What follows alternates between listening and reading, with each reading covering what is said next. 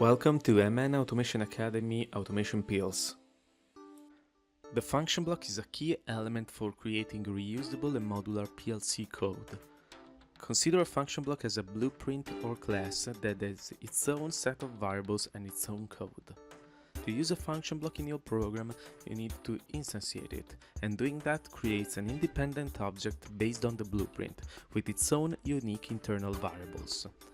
Although these instances come from the same function block definition, they are completely independent. Calling an instance executes the function block's internal code, which is the same across all instances, but it operates on the unique variables of that specific instance. This concept allows you to manage multiple similar devices or processes with identical logic but independent states, leading to highly organized, efficient, and reusable automation software.